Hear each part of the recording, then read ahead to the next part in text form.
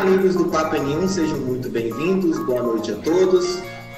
Hoje no nosso programa a gente vai receber Cecília Flash, apresentadora do Globo News em Ponto, na Globo News, canal de notícias da TV Globo. Cecília, seja muito bem-vinda e muito obrigado por ter aceitado o nosso convite. Muito obrigada, eu que agradeço vocês, como sempre, o carinho e a atenção. Tá bom. A gente também agradece a sua disponibilidade. E vamos lá. Cecília, fala um pouquinho da sua transição como substituta de todo mundo e apresentadora do especial de domingo para o Globo News em Ponto, né? Porque ele tinha a cara da Júlia do Ailib, que é especialista em política, comenta política em outros programas da casa, apresenta o Globo News Mais, que sucedeu a edição das 4. Então, como foi esse processo de transição para que o Em Ponto hoje tivesse a sua cara? Bom, vamos lá. O que aconteceu ali é que o Em Ponto ele foi idealizado para ser do Burnier, né? E aí o Burnier saiu por causa da Covid, a Júlia ficou no lugar dele, porque todas as pessoas de 60 anos saíram.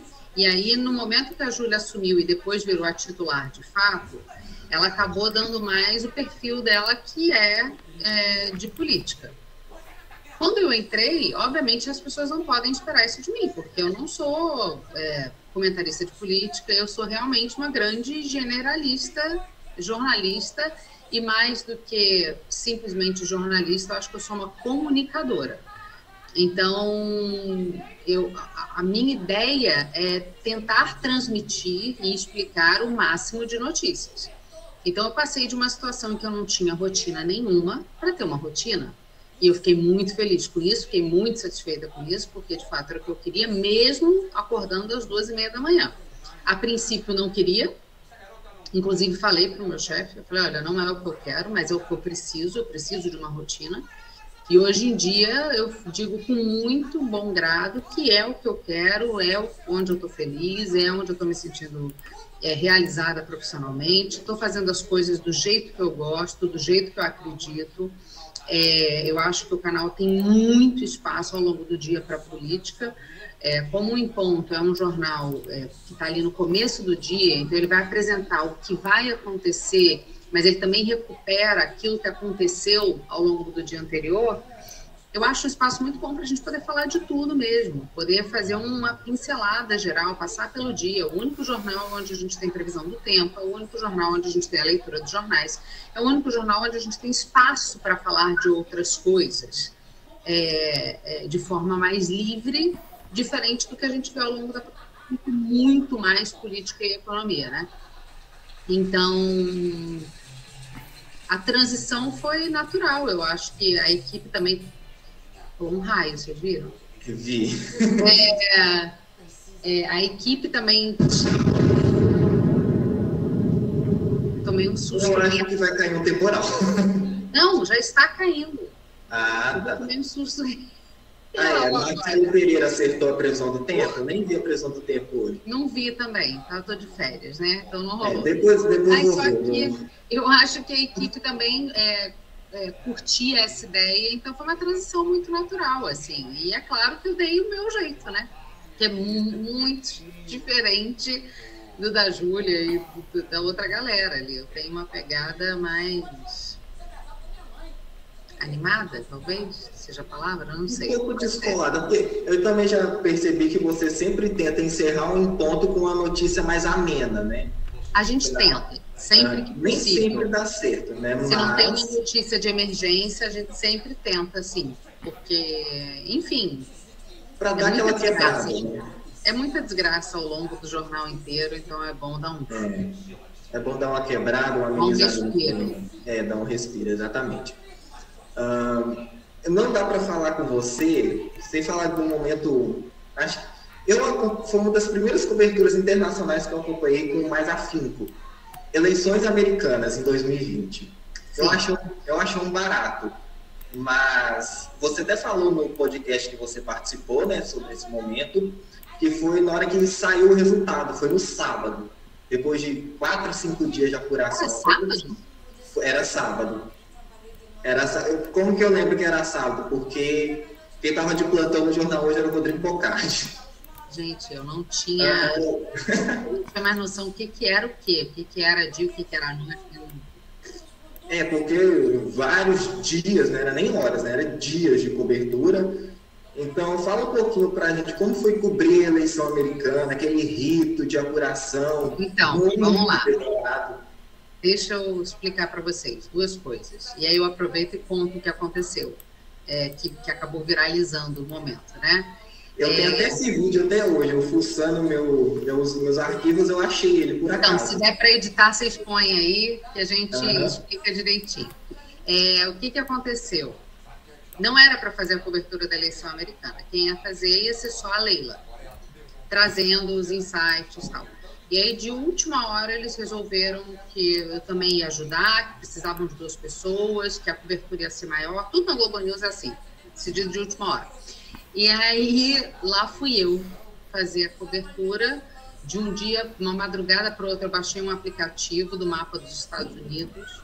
E aí eu tratei de decorar os estados para eu saber mais ou menos o que eu ia falar. Estudei rapidamente qual era o estado, era o principal, qual era o swing state, qual era o que tinha que ficar de olho. Daí aquela história lá, fui para a cobertura. E aí era o dia inteiro ouvindo todas as emissoras dos Estados Unidos, né? Ali, um ouvido com ponto, outro ouvido com jornal internacional, aquela coisa, e de olho em tudo. E aí, para que todo mundo entenda, quem está assistindo a gente, nos Estados Unidos não existe um TSE, um órgão que centraliza todos os votos. São as federações que tem ali dentro. Cada condado faz a sua votação e cada estado reúne os seus votos. As emissoras de televisão, elas enviam enviados para cada estado. Então, às vezes você tem diferença de uma emissora para outra. A NBC está dando um resultado, a ABC está dando outro resultado, a CNN está dando resultado e as agências estão dando outro resultado. Geralmente quem acompanha é a Associated Press, que é a APTN, e a Reuters. A TV Globo segue a APTN, que é a Associated Press, que é a mais antiga que faz esse trabalho. Então, e aqui no Brasil já existia a CNN como nossa concorrente, a CNN Brasil. Então, a gente tinha um protocolo de, na hora que sair o resultado, vamos ver quem está, na hora que sair um resultado, vamos ver quem está dando esse resultado. Se for qualquer emissora, a gente fala. Se for a CNN, a gente tem que falar de outro jeito, porque senão as pessoas virariam de canal na hora. E se for a Associated Press, a gente fala, está confirmado pela Associated Press, que a gente segue, que está aí. Aí, eu, naquele momento, a gente sabia que ia ser a qualquer instante, foi um trabalho muito puxado, foram dias muito cansativos, a gente dormia muito pouco, porque tinha reanálise de voto, tinha que ver, e aí saiu uma notícia, e aí continuava, e ninguém podia, eu tinha que ficar acompanhando diariamente o que estava acontecendo. Eu acabava de trabalhar, era basicamente divididos eu e Leila, 12 e 12, assim, a gente trabalhava demais. A Leila ia pela madrugada e eu chegava cedo e ia até o estúdio Wii, se não me engano. E aí,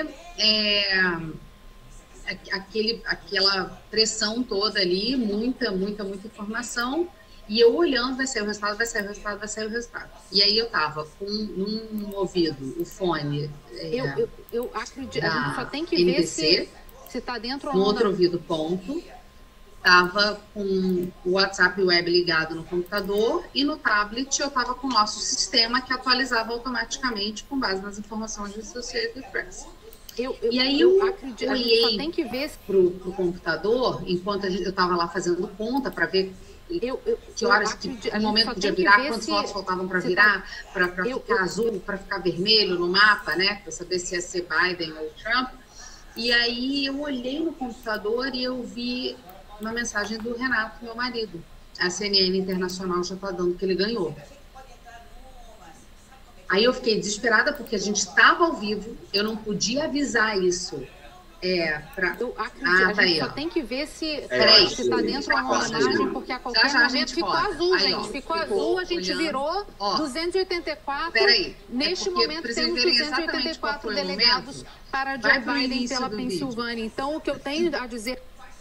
Vai bem, aí, ó, acredito, a gente só aqui eu tem tô que ver vendo se a mensagem tá do dentro Renato. ou não da margem, E aí eu porque a comecei a qualquer atualizar. momento ficou Eu falei, azul, Cecília, gente. Ficou eu- azul, a gente virou a gente vai dar a qualquer 284. Vai piscar aqui Neste a qualquer momento temos momento. E eu 284 não tinha como delegados avisar eles. para Joe Biden E era pela exatamente Pensilvânia. 20 Então, o que eu delegados, tenho a dizer número para vocês, quase nesse exato momento que o Biden aqui, precisava, né? é o Exatamente. seguinte, Era eu gostaria esse só de que vocês azulzinho viessem... aqui mais à direita.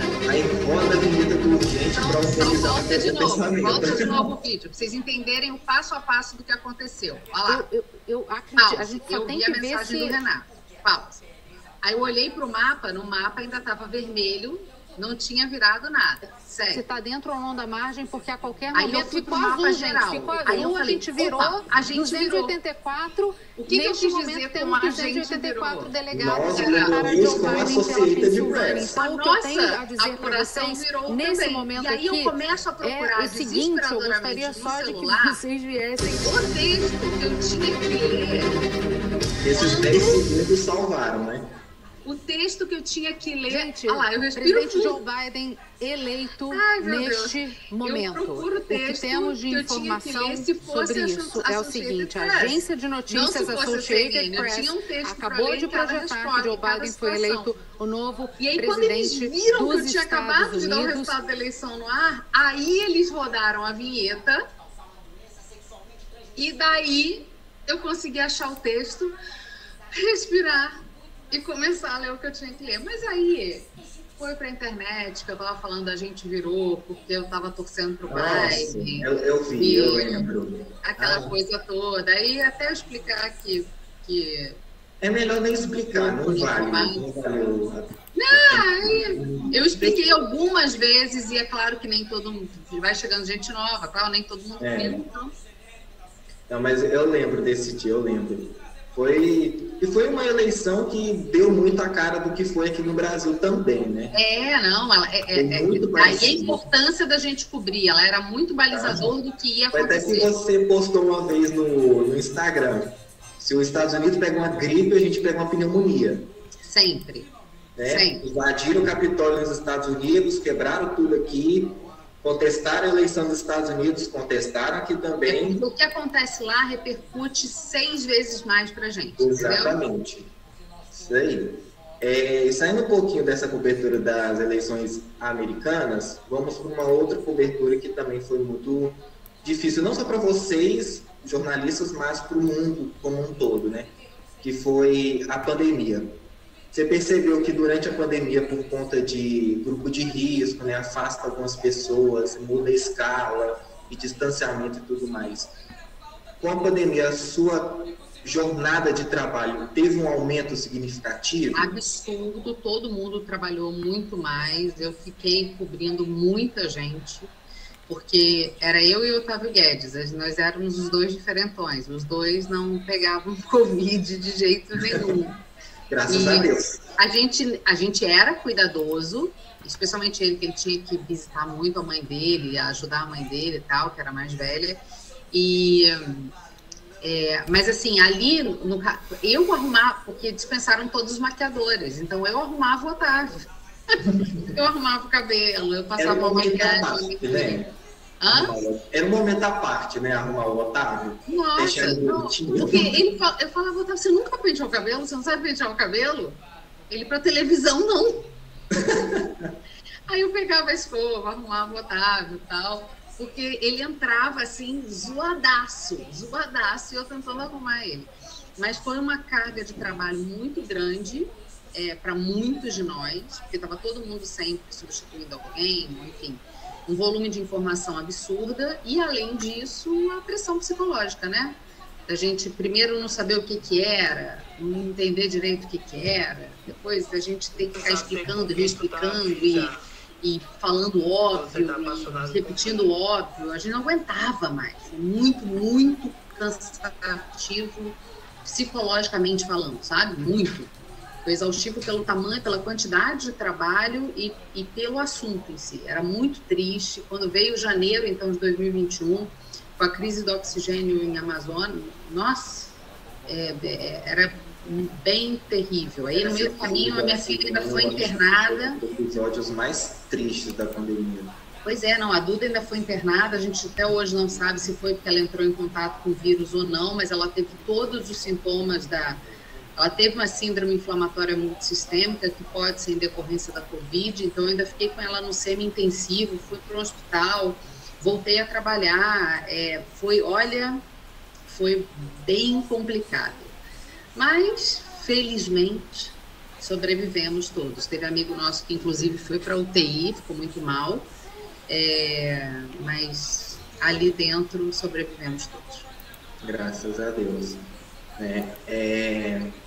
Agora, saindo um pouquinho da pandemia, vamos para o mais recente agora, política.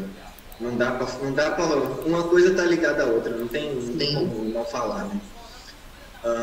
Vocês, como jornalistas, principalmente a Rede Globo, não só a TV, mas a Rede Globo como um todo, por conta dessa polarização que teve, foi uma diretriz da empresa que vocês tomassem um pouco mais de cuidado com o que falassem, com o que postassem, né, por conta de perseguição de um lado, né? Não vou citar nome, mas para quem bom entendedor, minha palavra basta, né? Não, assim, a orientação é sempre essa. A gente sempre toma cuidado, inclusive, com a cor de roupa que a gente usa. Se vai ter algum pronunciamento, se vai ter isso aqui, a gente tem que usar as cores neutras.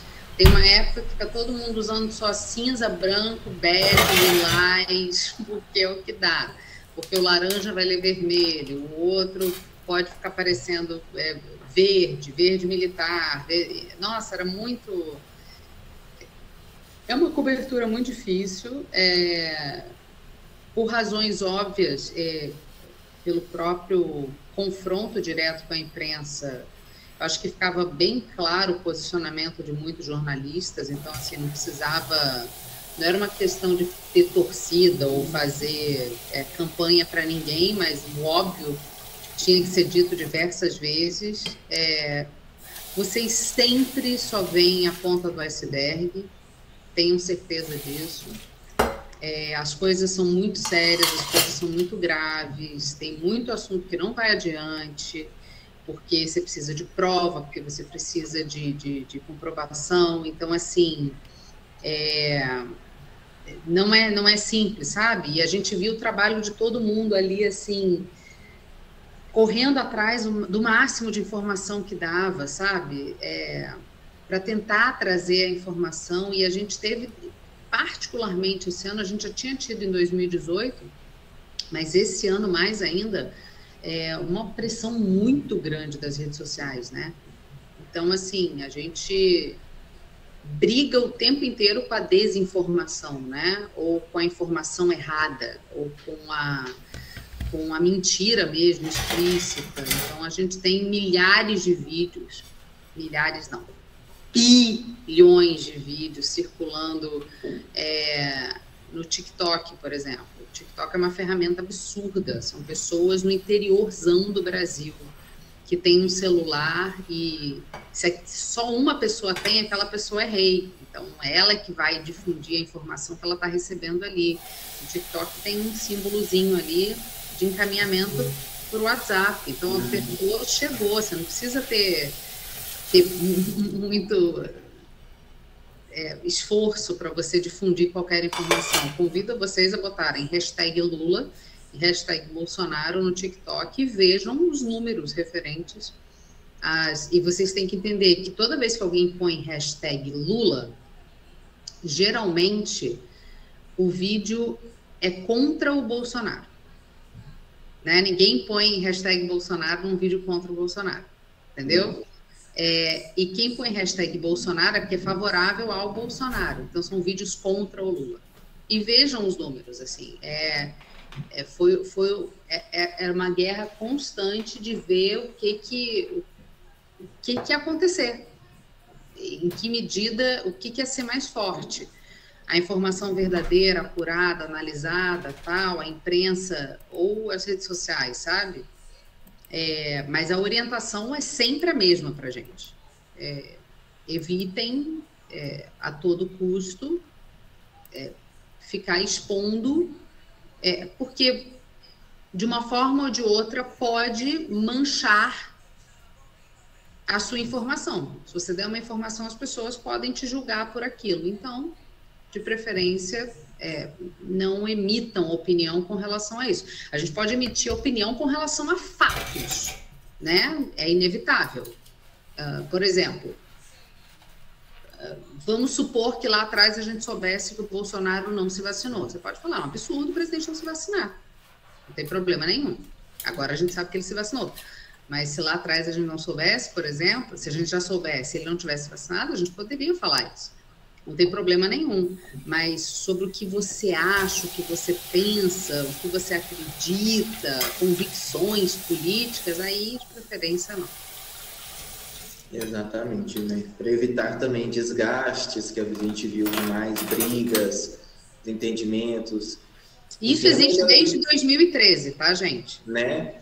Há Desde muito 2013. A gente apanhou de todo mundo. Fiquem tranquilos. Exatamente. Agora vamos deixar esse clima um pouquinho mais leve.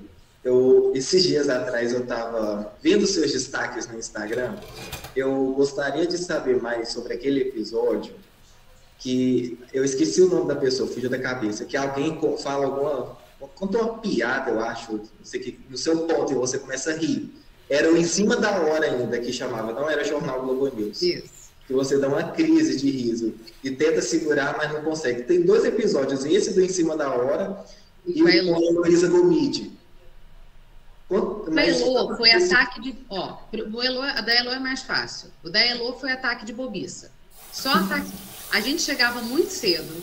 A gente chegava na TV 4h30, 5 da manhã. E a gente apresentava até 1 da tarde. Era a edição do meio-dia ainda, não é? Ah, tá. E nós duas, sabe-se lá por quê? A gente, todo jornal do início da tarde, a gente tinha ataque de bobeira. E ali passou uma imagem de um golfinho, e alguém comentou alguma coisa sobre o golfinho. E nós duas, a gente queria rir muito daquela... Eu te juro que eu não lembro o que foi, mas era uma bobeira relacionada a um golfinho. Era só isso. Só que tinha uma notícia de última hora com relação ao julgamento do Sérgio Cabral.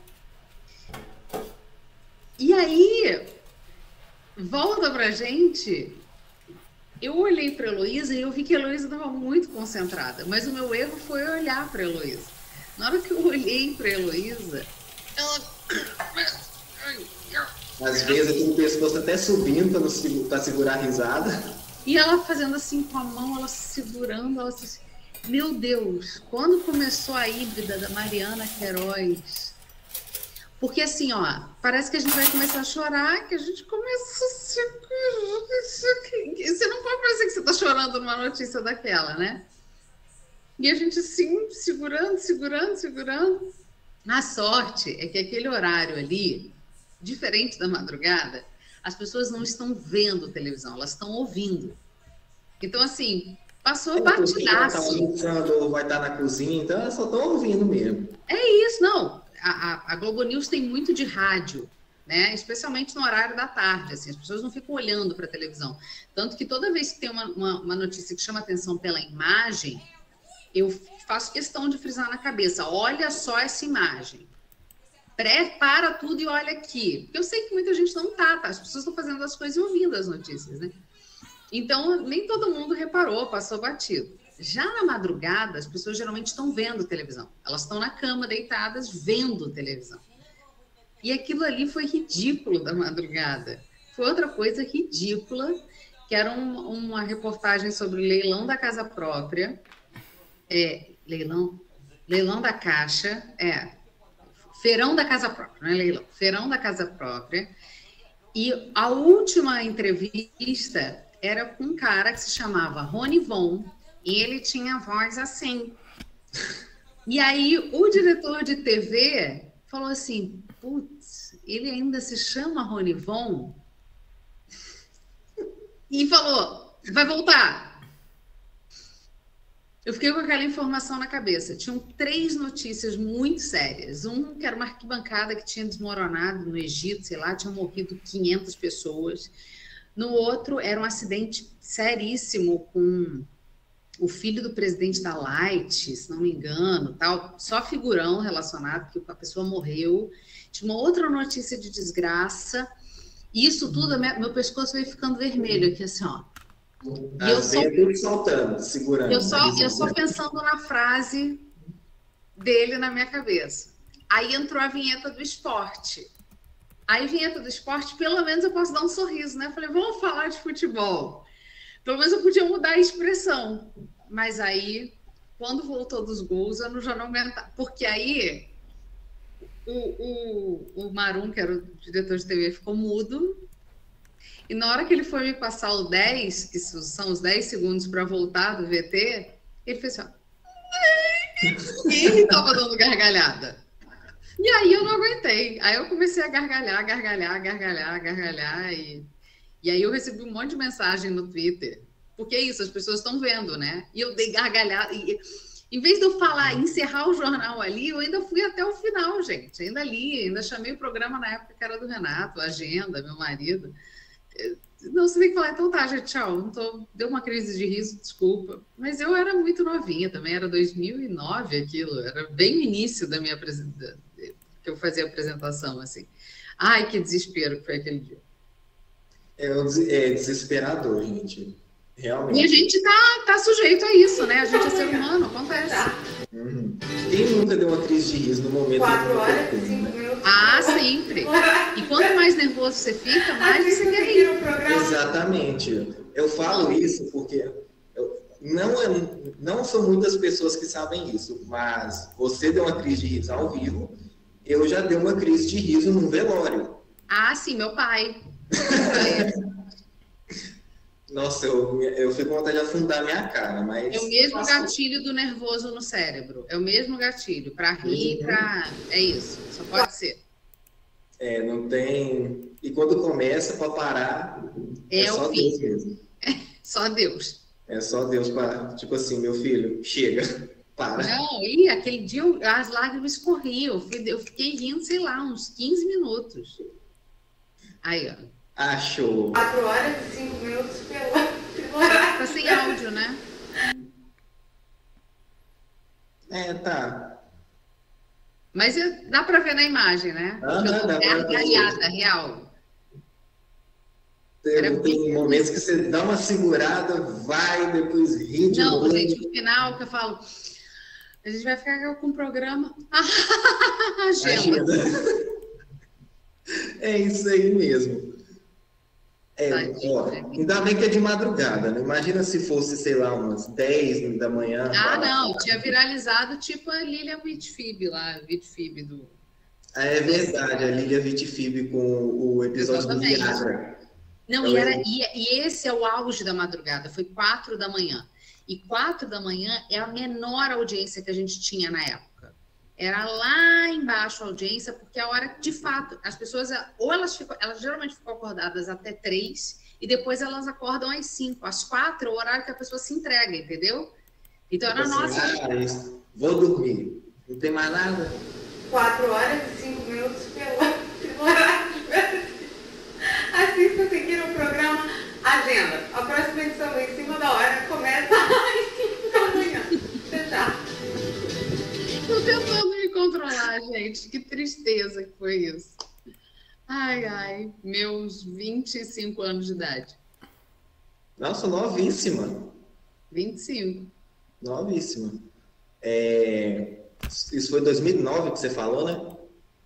Tá.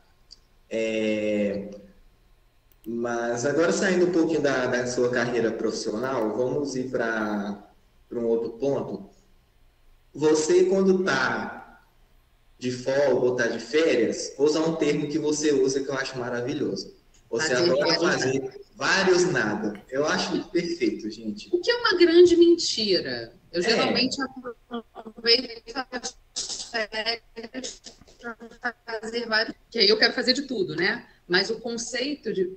Vocês não vão me dar outro susto não, né, São Pedro? Caiu uma tempestade agora aqui. Tempestade real e agora o céu tá azulzinho lá no fundo. Coisa mais engraçada que é São Paulo. Ah, e as pancadas passageiras de verão. Gente, incrível. E a partir de amanhã já começa as águas de março fechando o verão, né?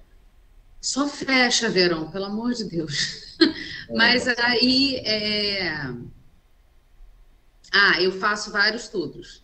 Porque aí eu quero aproveitar para organizar a casa, eu quero aproveitar para sair para jantar, ainda mais agora nesse horário, eu quero aproveitar para ver os amigos, eu quero aproveitar... E aí eu quero fazer tanta coisa, às vezes, dentro de casa, e na minha vida pessoal aqui, assim, do meu dia a dia, que eu não viajo também. Tanto que, assim, várias férias... Primeiro foi por causa da Covid e tal, e aí eu não viajei mesmo, mas... Eu tô sem viajar há muito tempo, por exemplo, sabe? E eu tô devendo várias viagens, mas eu adoro o conceito de fazer vários nadas e aconselho. Vários nadas, nada mais é do que você sentar e ficar vendo uma televisão. Você ficar rodando as redes sociais. Da rede social. Se dá a liberdade de fazer nada. Exatamente. Mas é aquele negócio, né? Dona de casa não tem como. E eu sou dona de casa, quem mora sozinho não se dá esse privilégio. Eu tenho há 2 semanas uma pessoa que me ajuda uma vez por semana só. De resto, a Cecília toma conta de tudo junto com o marido dela. Assim, eu não tenho staff cuidando da minha casa, nada. De resto, a gente tomando conta de tudo. Eu achei o máximo que você postou no Instagram e eu ri horrores. Não lembro onde é que você estava. Acho que foi ontem que você postou. De um estabelecimento que ligou um aquecedor. Gente, eu fiquei assim, que tipo de frio é esse que vocês estão sentindo? Não, tava friozinho, tinha até gente de casaco na rua. Mas assim, para ligar o aquecedor no verão, eu fiquei muito de cara. Eu saí, aí eu tava com as mães do colégio da minha filha, elas até tiraram foto minha. Zoando, assim, tipo, que frio. Porque não tava frio para isso tudo. O moço do restaurante mesmo falou: vocês trouxeram cachecol?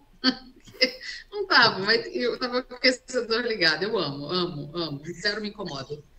Obrigada, São Paulo, por isso. Te proporciona muito entretenimento, né? Sempre. Só entretenimento. Pois é. O frio porque Rio de Janeiro, para você sentir frio, é o quê? 20 graus?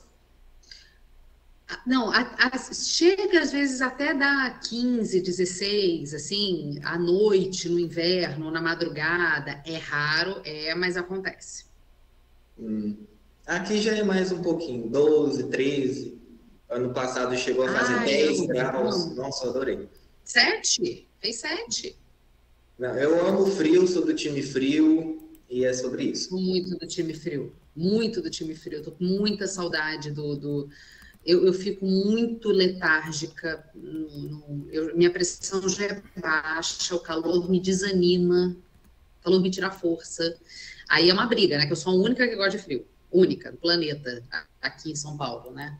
Aí eu fico brigando com todo mundo do camarim, fico brigando que ninguém gosta de frio, Marcelo odeia frio, todo mundo. Já fez 4 graus. Maravilhoso. Pois é, já fez 4 graus de inverno, tá vendo? Que delícia. Espero que a Elsa venha nos visitar mais vezes. Claro, gente, eu sempre falo que eu fico com muita pena da população de rua, lamento muito por quem não tem casa, quem passa frio, carreguem sempre cobertores, ajudem a doar, porque tem gente que sofre mesmo. Tem gente que morre de hipotermia no inverno rigoroso. Porque no verão é mais fácil você conseguir alguém que te dê água, né? Mas o nível de desidratação e doenças de verão também é muito grande. É que a gente não contabiliza que são mortes por calor, mas também acontece. Não é tão noticiado. No frio é mais óbvio. No frio é mais óbvio, como você disse. E Cecília... esquece. Não, é que eu vi um pontinho vermelho e falei assim, uai, mas deixa pra lá. Calma, até perdi minha linha. Eu lembrei. Fala um pouquinho pra gente. A gente falou de eleições americanas. Como que foi trabalhar? Tem um vídeo, eu acho hilário, todo mundo fala que vocês estão dançando a trilha do Estúdio I. Tem esse encerramento no YouTube, que gravaram. Tá você, a Maria e o Guedinho. Foi eleições. Eleições? Foi eleições. Para municipais, né? Já tinha tido o resultado das eleições. Eram as campanhas para vereador? Não, para deputado. Para deputado, se não me engano. Ou era vereador? Não sei. E não, aí tinham as campanhas.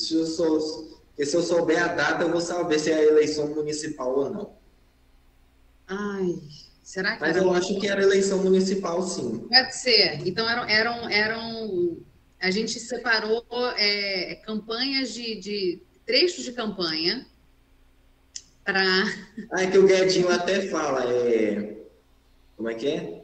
Posso mudar meu voto? Exatamente, campanhas engraçadas, e uma delas era um cara fazendo uma paródia de Thriller. E a gente encerrou o jornal dançando. Foi uma das poucas vezes que teve a situação eu, Maria e Otávio Guedes no estúdio. Foi nas eleições municipais. Depois aconteceu 16 de novembro de 2020. Vocês não têm noção do caos que era. Igual na guerra da Ucrânia. Assim, não podia juntar, entendeu? Assim, essas 3 pessoas. A gente criou um grupo para ficar falando besteira, a parte do grupo sério, entendeu? Esse é o nível da bobice. Gente, é muita bobice. É muita quinta série. Mas assim, posso dizer, se a gente não faz isso, a gente não sobrevive. A gente surta, exatamente. É muita realidade, entendeu? Não é deboche. Né? As pessoas têm que entender que isso não tira a nossa credibilidade nem a capacidade de transmitir a informação, porque na hora de trabalhar, está trabalhando todo mundo muito sério. Mas nos bastidores, gente, é inacreditável. Vocês não têm noção. Vocês iam ficar assustados. Você falou da guerra da Ucrânia, eu tinha até esquecido, mas você, né, participou, já tem guerra da Ucrânia, que fez 1 ano agora. Você participou junto com o Thiago Eldes da cobertura, né, da Central Globo News, Guerra na Ucrânia. Foi um programa, tipo assim, foi de supetão, né? Supetão total. Eu soube às 7 da noite do dia anterior. Pois é, tanto que os primeiros dias foram até no estúdio do Fantástico. Foram porque não tinha infraestrutura para... telão não tinha chegado. O único telão que a gente tinha era o do Fantástico. Para fazer, inclusive, furei o cenário do Fantástico. Aí depois foi para o estúdio do Estúdio I, né? E por lá ficou. E por lá ficou, todo mundo adorou a ideia do telão, de ficar sentado. Eu super encampei a ideia. E, gente, tá batendo saudadezinha da época que o Estúdio I era uma sala de visita mesmo. Tinha uma mesa. Eu sinto falta. Eu amava. Oi? Eu amava aquele cenário, era muito bom. Eu também, era descolado. Era, total. Era a proposta do Estúdio I, né? Fala um pouquinho pra gente como que foram os primeiros dias de cobertura da guerra da Ucrânia, né? Porque eram muitas informações, aí tinha a questão do fuso horário também, né? Foi outra coisa enlouquecedora. Eu também acordava muito cedo e eu começava a acompanhar todas as notícias internacionais. Eu chegava na TV, eu acho que o jornal, se não me engano, entrava 11 no ar, né? Eu chegava lá por volta de 8 horas da manhã, mas eu já começava a ver as coisas às 5 da manhã, assim. E era puxado, era bem puxado, porque eram muitas horas no ar, né? E a gente, é outra coisa, né? É o que eu falo, do nada a gente tem que entender tudo sobre um determinado assunto. Então, você mergulha naquele assunto ali. E também, em todo momento, tinha pronunciamento de autoridades internacionais. Tiveram as coisas interessantes, assim, da gente ter tradutores de russo e de ucraniano ali com a gente no estúdio. Foi quando eu ouvi uma das frases que eu acho que vai me marcar para sempre ali, que tinha uma russa com a gente no estúdio, e os pais dela estavam na Rússia, E ela com muita naturalidade, assim, conversando, eu falei, mas seus pais estão lá? Eu até queria ir para São Petersburgo, tá, mas está complicado de agora. Eu falei, né, guerra? Ela, não, é porque está tudo fechado, tá difícil o acesso. Eu falei, mas você não tem medo da guerra? Você não tem... Ela, não, tá tranquilo. Aí eu, oi? Tranquilo? Né? Tipo, não tá tranquilo. Ela,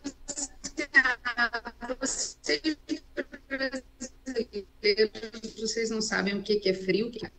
Opa, caiu? Não.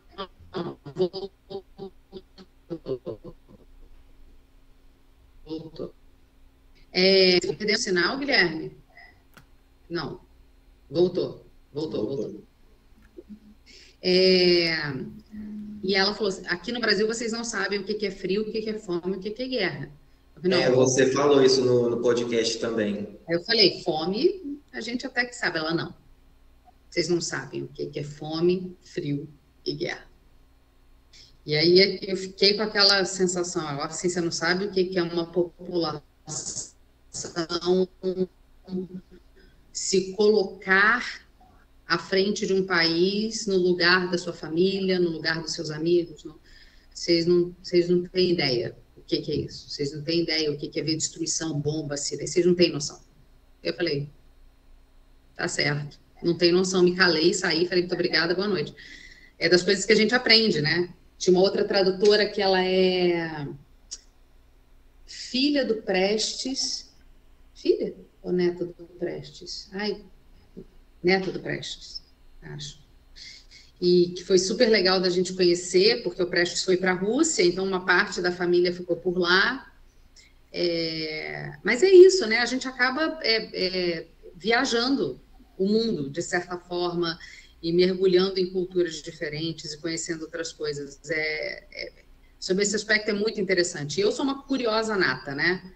Antes de ser jornalista, eu sou curiosa, então, para mim, aprender, ouvir, conhecer... Mas também tem muita cena triste, tem muita coisa triste.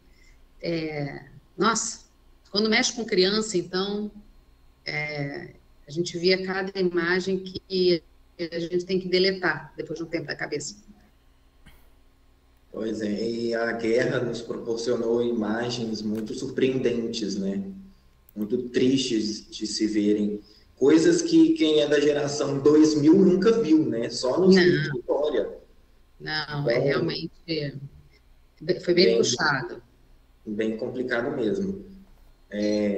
Engraçado que a guerra, a gente fica surpreso com as guerras, né? Principalmente essa com a da Ucrânia, porque quem é mais novo é a primeira guerra que a gente está literalmente acompanhando, mas às vezes a gente esquece das nossas próprias guerras aqui, né? Nossa, mas é o que eu sempre falo. Assim. Não tem a mesma proporção, mas a gente tem coisas a serem vencidas. Mas no microcosmo de algumas pessoas, elas estão muito acostumadas a ver aquilo ali. Pois é. Mas é o que a menina fala, a guerra é um outro conceito, né, que a tradutora falou, mas a violência está presente da mesma forma, né? Uhum. Tipo, eu tenho um colega de sala na minha faculdade, observe, eu admiro muito ele pela perseverança. Ele mora no Rio, capital mesmo, viaja o quê? 700 quilômetros, eu acho, para vir para o interior do Espírito Santo cursar administração. Ó, pra você ver. E a gente, tipo assim, a gente conversa às vezes, aí a gente brinca tipo assim, fala brincando, mas a gente sabe da gravidade da situação, né? De bala perdida, tiroteio. Ele vira pra gente e fala assim, tá, mas e aí? A gente fica assim, e aí como assim, meu filho? Ele, porque eu tô acostumado, na minha casa eu já presenciei troca de tiros, já tô acostumada a ver rajadas passar pelo céu.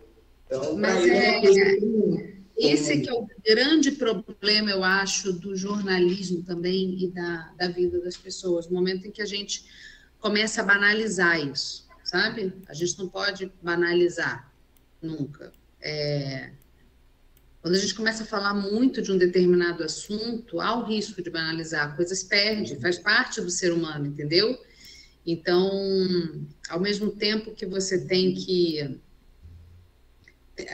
Teve uma imagem agora do terremoto que teve agora na Turquia, e teve aquela imagem do pai segurando a mão da filha, né? Nossa, de partir o coração. Eu pedi muito para que não entrasse no jornal. Apesar de eu acreditar que a imagem traz humanidade para o que aconteceu, porque você começa a ver que não são só números, tem pessoas, e sobre esse aspecto eu entendo, mas ao mesmo tempo a gente fica massacrando a imagem. As pessoas já estão muito, ainda mais aqui no Brasil, né? Eu optei e pedi, e a editora-chefe comprou, e a editora de internacional também, eu falei, vamos mostrar os casos de sucesso que estão tendo nos resgates? Vamos mostrar quem está saindo com vida? Vamos mostrar quem... Porque a gente já sabe que a tragédia está aí. Vamos tentar ver o copo um pouquinho mais cheio de água, porque é uma crença minha. Porque o horário da manhã, as pessoas estão acordando, já estava na capa de todos os jornais aquela imagem, eu falei, não vão ficar em cima dela, não. Vamos ficar apelando ela, né? Porque a gente já circulou, todo mundo já viu. Não, e não é só isso. Eu acho que até se eu trabalhasse à tarde, assim, eu sei que existe uma obrigação jornalística, mas é muito cruel. Eu fui na exposição do Banksy, que está tendo aqui em São Paulo, e tem um quadro dele maravilhoso, que tem a equipe de ajuda de médicos num ambiente de guerra e a equipe de produção de jornalismo fazendo uma imagem de alguém passando mal e a produtora fazendo assim com a mão para a equipe de médico, entendeu? Peraí, a gente precisa registrar esse momento. Então, eu fico me questionando até que ponto a gente não fica só no espetáculo da desgraça, sabe?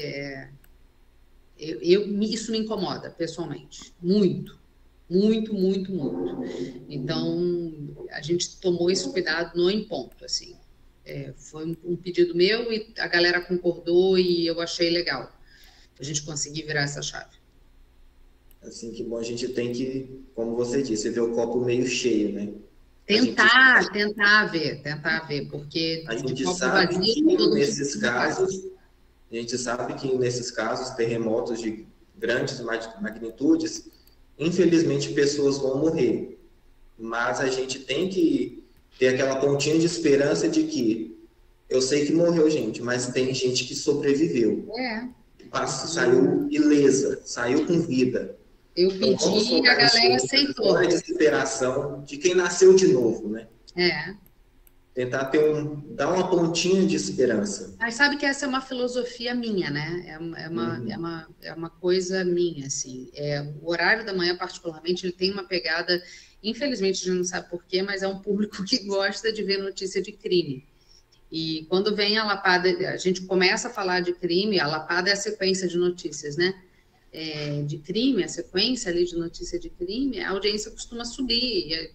Eu não entendo por quê, eu não sei se é um padrão do horário, do público que assiste, mas enfim. Para mim é muito ruim. É muito ruim. A gente tem que falar dos problemas. Os problemas estão aí para serem falados e a gente ir em cima deles e não permitir que as coisas se repitam, só que noticiar para evitar que as coisas se repitam, mas só que é bem puxado. Bem puxado. Às vezes faz por obrigação, né? Porque não tem um meio termo ali. Aí tem horas que a gente não aguenta, a gente chora mesmo, vocês já viram várias pessoas chorarem na Tusa, porque cansa. A Maria também, naquele caso do Henri Borel, mas aquele caso, quem não chorou com aquele caso do Henri Borel, né?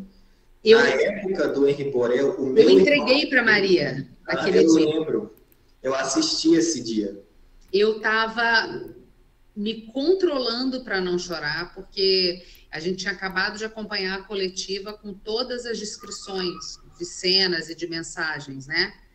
A coletiva da polícia. que a gente colocou ao vivo. E eu entreguei para Maria, assim, com o olho cheio de lágrima. A Maria não aguentou, ela pegou e desabou, entendeu?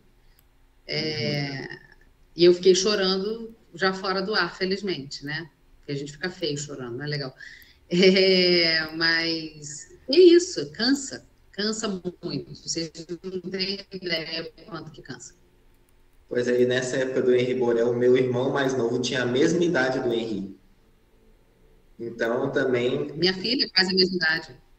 Pois é, então, foi uma coisa que... Quem tem um pouco de humanidade ficou abalado. Com quem tem criança ou irmão, acho que pega 5 vezes mais forte o impacto. Nossa, depois que eu virei mãe, piorou muito. O seu lado humano aflorou mais, né? Nossa! É o tal negócio, ninguém te avisa que quando você vira mãe de todo mundo, assim, então... Porque você tenta abraçar todo mundo, né? Igual aquela frase, coração de mãe sempre cabe mais um. Grita, esse tipo de coisa grita. Realmente doloroso. Pois é. Já passamos de 40 minutos de entrevista, então você está de férias, graças a Deus, né? Mas não custa a gente reforçar o convite, né? De assistir. Agora está com a Bárbara, mas a partir de segunda, né? Segunda agora? Dia 6 de março. Dia já 6 de volta. Não, segunda mesmo. É segunda? Segunda. Eu ainda estou um pouco perdido nos dias do mês. Hoje é dia 28 de fevereiro. Amanhã já é dia 1º de março. Graças a Deus. Mas é isso, Globo News em Ponto. De segunda a sexta, das já vou deixar um recado. Ó. Para quem acompanhar a gente, pode avisar. Eu agora em março, não sei o dia ainda, mas eu agora em março devo lançar meu método Fale de novo. Então já fico avisando a todos, que é meu curso de como falar bem. Não é para jornalista, não é só. É para todo mundo. Quer falar de forma fluente? Estou aqui para dar dicas para vocês e eu devo lançá-lo agora de novo, agora em março. Sim. Então, para quem perdeu ano passado, né? Ano retrasado. Nossa, olha você ver como é que o tempo passa voando. Para quem perdeu a primeira turma do Método Fale em 2021, Método Fale agora em março. Para quem perdeu, façam. Eu não fiz porque faltou isso aqui, mas... Fiquem tranquilos que não vai ser caro de novo, dá para parcelar, quem puder fazer, faz. Importante, hoje em dia, o poder da comunicação é muito grande, né? Você saber... Exatamente. Quem fala bem tem mais chances de ser ouvido.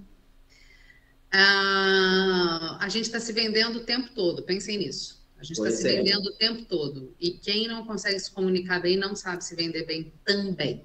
A gente se vende quando a gente... ser especialista nisso para perceber, né? Não, a gente não... exatamente. A gente se vende quando a gente paquera, a gente se vende quando a gente quer pedir alguma coisa para alguém, a gente se vende no trabalho, a gente se vende entre amigos, a gente está o tempo todo se vendendo. Então, falar bem... Agora eu lembrei de uma situação que aconteceu comigo, dessa questão de falar bem, ou falar e escrever bem, né? Uma pessoa até mandou assim para mim, você deve estar achando estranho eu escrever corretamente, né?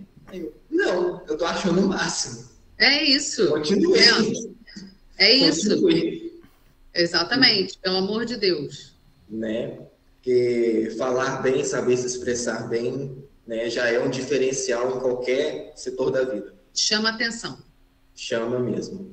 Pois é, vamos lá, reforçando 2 convites. Método Fale com turma nova a partir de março. Não tem dia ainda definido, né? Não. Vou avisar logo mais. Método Fale, segunda turma a partir de março. Globo News em Ponto de segunda a sexta, das 6 às 9 da manhã. Valorizem o trabalho da colega, que não é fácil acordar 2h30 da manhã, ter que inverter os horários, dar aula de vampiro, não é fácil. Não, e assim, gostou de uma coisa? Vai lá, posta, comenta, me manda mensagem, participa, que estamos aqui para isso. Manda mensagem, marca o Marcelo Pereira no Twitter também, com a previsão expressa, né? Vai chover no dia do casamento, do dia tal, enche o saco. Pode mandar.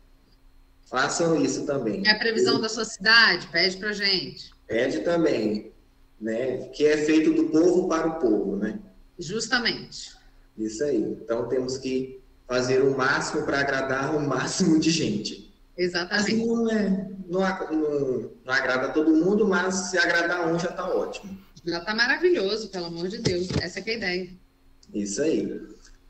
Cecília, muito obrigado por ter aceitado o nosso convite, ter cedido um pouquinho do seu tempo, um momento de descanso das suas férias, né? Por mais que tenha caído um temporal aí em São Paulo. Graças a Deus caiu, para dar uma refrescada. Já parou, né? Já. Ah, tá. Fazer aquela refrescada mesmo. Ah, que bom. Aqui tá precisando cair ainda, tá um calor. Eu sempre vejo. Raios e sem trovões. Só a chuva mesmo. Mas, descontraindo um pouquinho, agradeço por você ter aceitado o nosso convite. Imagina. Fique bem, fique em paz. Para você que nos acompanhou até agora, meu muito obrigado e até a próxima. Uma boa noite a todos e esse foi o Papo N1 com Cecília Fresh. Beijo. Tchau, Cecília.